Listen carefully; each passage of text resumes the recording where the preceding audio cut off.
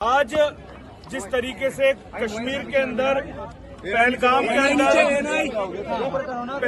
अंदर जिस तरीके से एक टेररिस्ट का जो हमला हुआ गया है, वो हमला पूरे हिंदुस्तान के ऊपर हमला है।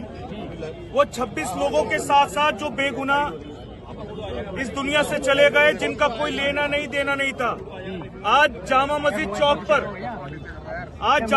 चौक पर खड़े होकर पूरी पुरानी दिल्ली के मुसलमान उन आतंकवादियों से दंगे की चोट पे कहना चाहते हैं, अगर तुम में ये जिगरा था तो ये लड़ाई तुम्हें हिम्मत थी तो इंडियन आर्मी से लड़नी चाहिए थी।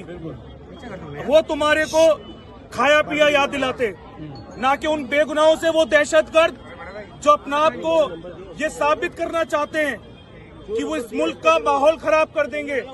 मगर मैं कहना चाहता हूं कि हिंदुस्तान के 140 करोड़ हिंदुस्तानी इसका करारा जवाब देंगे।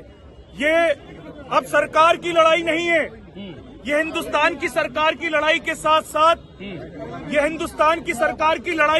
साथ अब हिंदुस्तान के एक एक नागरिक की लड़ाई हो गई है।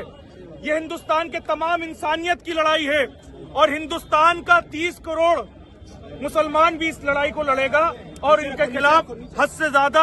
और मैं सरकार से चाहूंगा कि तुरंत से तुरंत, चाहे उसमें पाकिस्तान इन्वॉल्व हो, कोई भी हो, उनको करारा जवाब दिया जाए। पाकिस्तान के खिलाफ सख्त से सख्त कार्रवाई होनी चाहिए। दहशतगर्दी को हिंदुस्तान किसी भी हालत में बर्दाश्त नहीं करेगा। आज पुरानी दिल्ली का एक एक बाजार बंद है, एक एक घर में आज मायूसी है, एक एक दुकानें बंद है। आज जामा मस्जिद में उन तमाम लोगों के लिए दुआएं हुई हैं, जो लोग गए हैं। हम भी दुआ करते हैं कि अल्लाह ताला उनके घर वालों को सब्र दे और ऐसे ही दहशतगर्दी के खिलाफ हम आखिरी सांस तक लड़ते रहेंगे। ये हिंदुस्तान के एक एक नागरिक की लड़ाई है। कुछ लोग इस आतंकी हमले को देश की तरफ ले आए हैं अंदर, और हिंदू मुसलमान इसलिए भी जंग कर रहे हैं। आतंकवादियों का, टेररिस्ट का कोई मजहब नहीं होता और हम दंगे की चोट पर इस लड़ाई को लड़ेंगे। ठीक है, तो आज हम तमाम लोग चल रहे हैं, हम तमाम लोग इसके खिलाफ हैं और इसकी पुरजोर मजम्मत करते हैं। आतंकवाद मुर्दाबाद, आतंकवाद मुर्दाबाद, आतंकवाद मुर्दाबाद,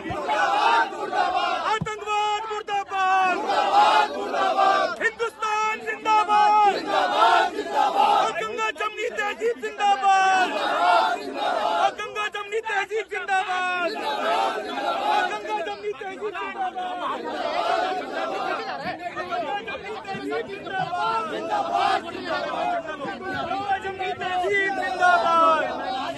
आतंकवाद मुर्दाबाद, दहशतगर्दी मुर्दाबाद, और हिंदुस्तान जिंदाबाद, गंगा जमनी तहजीब जिंदाबाद।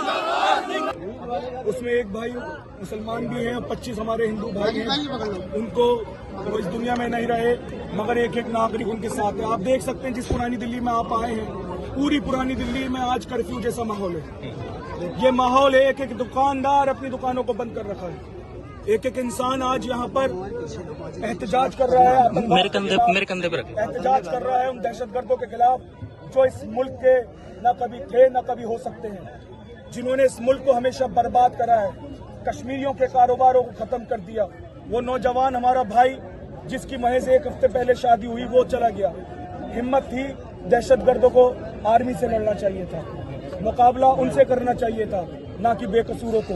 मजहब इस्लाम में, कुरान पाक में साफ तौर पर लिखा है कि किसी एक नाजायज को मारना पूरी इंसानियत को मारने के बराबर है। तो हम उसकी मुखालफत करते हैं और मजम्मत करते हैं।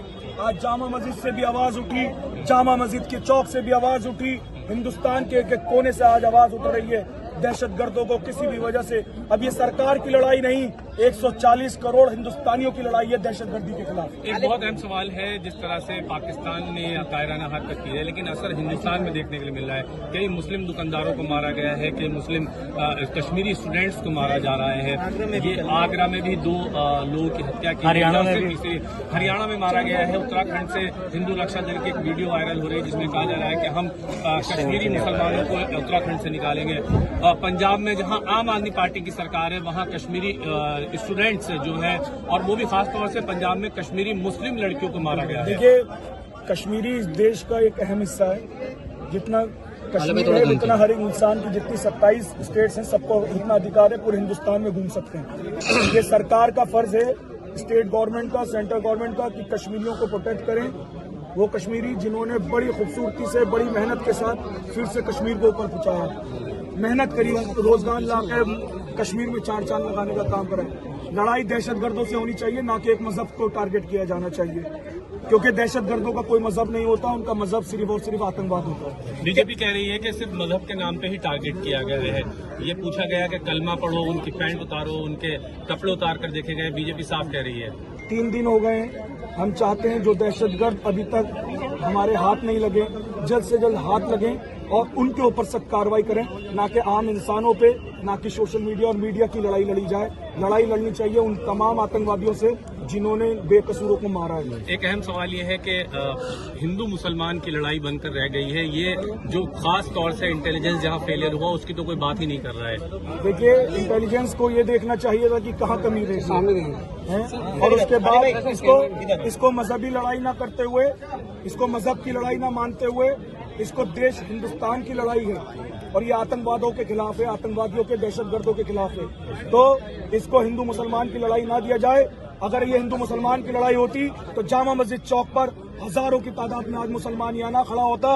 एक एक मुसलमान ने अपनी दुकानें आज सुबह से बंद रखी हैं। अगर ये मुसलमानों की, हिंदू वर्सेस मुसलमान की लड़ाई बताएंगे तो आज इतने बड़े पैमाने में चारों तरफ जुम्मे की नमाज के बाद जामा मस्जिद चौक पर पूरा जामा मस्जिद का बाजार बंद, पूरी पुरानी दिल्ली बंद, ओखला बंद, ये तमाम इलाके बंद है। तो एक एक मुसलमान आज उन 26 लोगों के परिवार के साथ है, दहशतगर्दों के खिलाफ है, उनको मुंह तोड़ जवाब देने के लिए यहाँ खड़ा। आली भाई का आखिरी सवाल, कल सरकार ने माना कि चूक हुई है, पहली बार 11 साल में सरकार ने माना कि चूक हुई है, कैसे इसको देखते हैं? बड़ा अफसोस का सबब है। कल जो देश के माइनॉरिटी मिनिस्टर हैं किरण रिजिजू जी, उनका खुद का यह बयान है कि सरकार से चूक हुई है। तो इसमें सरकार को गौर करना चाहिए कि कहाँ चूक हुई है, कैसे चूक हुई है, इस बात को भी सामने ला के आना चाहिए।